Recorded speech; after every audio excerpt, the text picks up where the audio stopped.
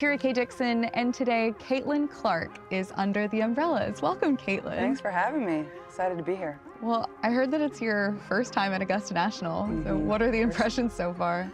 Oh gosh, I mean, this is a place that's on literally everyone's bucket list. Was top of my bucket list. Caitlin Clark is everywhere, but not everyone is happy about it. She's getting ESPN to break records for preseason coverage. Bettors are backing her Indiana Fever to win it all, and even her fashion choices are making headlines. But behind the spotlight, something darker is growing.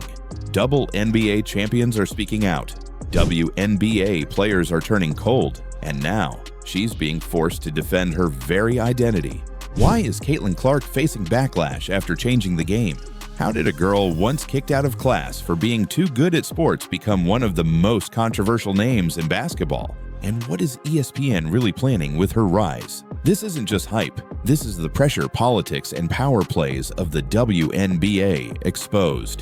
Caitlin Clark's impact on the WNBA is undeniable. As she enters her second season with the Indiana Fever, the buzz surrounding her continues to grow. Bettors are increasingly backing the Fever to win the WNBA Finals, a testament to Clark's influence on the team's prospects. According to ESPN, the Fever have seen a significant surge in betting interest, reflecting the high expectations placed on Clark and her teammates. Clark's presence has also led to unprecedented media coverage. ESPN is set to broadcast the Fever's preseason game against Brazil's national team, marking the first time a WNBA preseason game will be nationally televised. This decision underscores the Caitlin Clark effect and her ability to draw national attention to the league. However, Clark's rapid rise has not been without controversy. Two-time NBA champion Michael Thompson recently claimed that some WNBA players harbor resentment towards Clark for 4 reasons: her race, her popularity,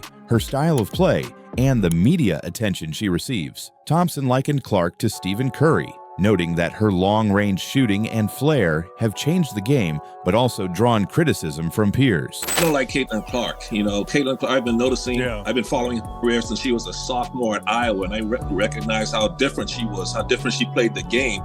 She played the game like Steph Curry. We had never seen a woman play like that before. Despite the scrutiny, Clark remains focused on her game and acknowledges the challenges of transitioning from college to professional basketball. In an interview with Sports Illustrated, she discussed the increased physicality and faster pace of the WNBA, emphasizing her commitment to adapting and improving. Caitlin, slower start than you really got into it. What was your first impression of your first game in the W? I thought it was physical. I don't know, obviously it wasn't like the best start in the first half for myself. Getting into foul trouble, and then you got to sit on the bench and try to come back into the game and get into a little bit of a flow, but obviously too many turnovers. That's not going to get the job done, but I think just a lot of things to learn from. I didn't think we played well, and we had cut it to 6 in the third quarter, so I think that's a positive you look at. We really did not play a good game, but we were right there at moments, and then it kind of got away from us at the end of the third and fourth quarter. Didn't have the greatest start, so I think just a lot to learn from. It's the first one. There's going to be good ones, there's going to be bad ones, and, like we said in the locker room, we play on Thursday. You got to learn from it and move on and be ready to go. Clark has also addressed discussions about privilege and race in the league. In a candid conversation with David Letterman, she acknowledged her privilege as a white athlete and expressed gratitude for the black women who laid the foundation for the WNBA. Clark emphasized the importance of recognizing and honoring those contributions. As the Fever prepare for the upcoming season, all eyes will be on Clark to see how she continues to shape the league's narrative. Her influence extends beyond the court, challenging norms and sparking conversations that resonate throughout the sports world. Caitlin Clark doesn't just play basketball, she dominates headlines, and not all of them are about the game. After grabbing the sports world's attention with her on-court skills, Clark became a media magnet. But one of the more unexpected headlines came not from the court, but from the Masters. Yes, the golf tournament. Photos of Clark in a sleek black outfit at Augusta went viral, with men's journals saying she turned heads. While some praised her for breaking into another traditionally male-dominated space, others accused her of attention-seeking. It seemed even Clark's wardrobe choices were now open to public debate. Therefore, the line between athlete and celebrity continues to blur for Clark. But it's what's happening behind the scenes in the WNBA that's more revealing. According to a report from TalkSport, Michael Thompson, a two-time NBA champion, claimed Clark is not well liked by some WNBA players. He outlined 4 reasons: jealousy of her fame, racial tension, envy of her high-profile endorsements, and resentment over the media's obsession with her. Now that she's in the WNBA, man, I tell you, she needs a Jeep endorsement commercial, because Jeep is an acronym that I've come up with of the way she has been treated and not welcomed into the WNBA. JEEP, and that stands for jealousy, envy, egos, and pettiness. Thompson said she's basically the female Steph Curry, and that's hard for some people to swallow. She played the game like Steph Curry. We had never seen a woman play like that before. This insight has added fuel to ongoing speculation about locker room chemistry. While Clark remains publicly professional, many believe she's dealing with more resistance behind closed doors than she lets on. The tension hasn't stopped her from producing on the court, but it has created a divide within the league. But Clark hasn't avoided the conversation. When she appeared on My Next Guest Needs No Introduction with David Letterman, she addressed the racial dynamics in the WNBA head-on. She said, "Black women built this league. They deserve all the credit." Clark made it clear she doesn't take her platform for granted and wants to use her voice responsibly. Into the WNBA, like I've said, I feel like I've earned every single thing that's happened to me over the course of my career. But also, I grew up a fan of this league from a very young age. Like, my favorite player was Maya Moore. Like, I know what this league was about.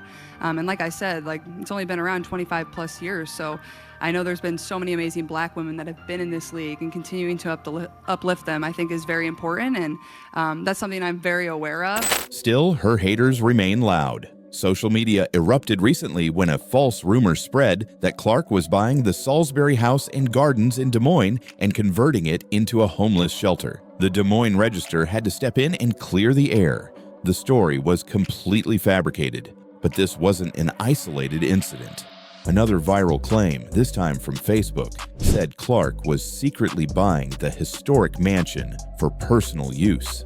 WHO13.com confirmed there was no truth to that either. These kinds of false headlines show just how extreme the public obsession with Clark has become. Whether it's golf photos, real estate rumors, or race-based criticism, she is constantly under a microscope. And while Caitlin Clark never seems rattled publicly, you have to wonder what this level of constant attention really feels like behind the scenes. Is she just powering through the chaos, or is it starting to wear her down? Because whether it's earned praise or unfair backlash, one thing is clear: no player in the WNBA right now generates more reaction than Caitlin Clark. When ESPN made the decision to nationally televise a preseason WNBA game, it was a major shift in priorities, and it was all because of Caitlin Clark. Guys, I'm here to tell you, this is the first time an exhibition game has been picked up ever in WNBA history. And we already know why they're picking up this game. This should come as no surprise to nobody why they decided to pick up this very game. And I'm here to tell you, the first letter of this young lady's name start with a C, and the last letter of this lady's last name ends with a K. Caitlin Clark, baby. The Fever's exhibition matchup in Iowa wasn't just another warm-up, it was historic. According to the New York Times, it marked the first time in WNBA history that a preseason game received national television coverage. ESPN videoed a Caitlin Clark workout. It would have averaged more viewership than Rivals. Like, I mean that. Like, it genuinely is... It's scary, this type of hype. Like, I thought it was gonna die. I literally thought it was gonna die. Not even legends like Sue Bird or Diana Taurasi got this treatment during their rookie seasons. Therefore, ESPN's move wasn't just a broadcast, it was a signal to the rest of the sports world. Caitlin Clark is the draw now. It is no secret that the Indiana Fever are by far the most popular team in the WNBA, and I'm so glad that we are finally just, I don't know if admitting it is the right word, but they're finally acting on it. And you guys, I'm happy that they're acting on it because this news is not only just good for the Indiana Fever and Indiana Fever fans, it is good for the entire WNBA. And the numbers back that up. Since Clark entered the league, attendance at Fever games has more than tripled. Merchandise sales have soared. And now, sportsbooks are reflecting that same excitement. Bettors are backing the Indiana Fever as dark horse contenders to win the WNBA Finals. Think about that. A team that struggled to stay relevant just a year ago is now being taken seriously by Vegas odds makers, only because Caitlin Clark is wearing their jersey. But success at the box office doesn't always mean peace in the locker room. While ESPN is happily capitalizing on the Caitlin Clark effect, players around the league are asking tough questions. Why are their games still stuck in bad time slots? Why are some teams not getting similar coverage, despite winning more games or having longer legacies? This has created a strange paradox. Clark is single-handedly raising the league's profile, yet that same spotlight is dividing the WNBA's core. It's no longer just about basketball, it's about who gets the attention and why. Angel Reese, who was drafted the same year as Clark, has openly embraced the rivalry. I think so many people are watching women's basketball right now. It all started from the national championship game, and I've been dealing with this for 2 years now. And understanding, like, yeah, negative things have probably been said about me, but honestly, I'll take that because look where women's basketball is. People are talking about women's basketball, but you never would think that we'd be talking about women's basketball. People are pulling up to games. We got celebrities coming to games, sold out arenas, like, just because of one single game. And just looking at that, like, I'll take that role. I'll take the bad guy role, and I'll continue to take that on and be that for my teammates. And if I want to be that, and I know I'll go down in history, I'll look back in 20 years and be like, yeah, the reason why we watching women's basketball is not just because of one person. It's because of me too, and I want y'all to realize that. Like, it's not just because of one person. A lot of us have done so much for this game, and Kennedy has been here before, obviously, but there are so many great players in this league that have deserved this for a really, really long time, and luckily, it's coming now. The media has pitted the two against each other since college, and now the WNBA is cashing in. ESPN recently announced that Clark's Fever will face Reese's Sky in Rivals Week, a brand new initiative designed to spark drama and boost ratings. Therefore, this isn't just a game, it's a marketing machine. Caitlin Clark versus Angel Reese. White versus black, shooter versus rebounder, media darling versus fan favorite. The league is walking a tightrope by amplifying this rivalry, and the stakes couldn't be higher. While some fans are here for the drama, others are calling it performative. They believe the WNBA is manufacturing tension to drive numbers rather than focusing on league-wide equity. Yet the business side doesn't lie. Clark's games are getting primetime treatment for a reason. And Clark, she just keeps showing up. Silent, focused, aware of the noise but refusing to add to it. Still, the narrative continues to evolve without her input. Clark and the Fever has more games than the New York Liberty, which is completely strange to me, bro. And it's just weird, dog. It's just weird to me that they would say this about Caitlin Clark, hell, because whoever they plan is going to get the views too. So, like, the non-Caitlin Clark games continue to rise. They don't rise to the level of Caitlin Clark games, but the non-Caitlin Clark games continue to rise, and people keep fighting over the context.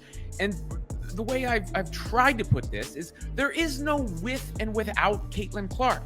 It's not like it does this with Caitlin Clark, it does this without Caitlin Clark. It's all in conjunction with Caitlin Clark. I mean, it's common sense, right?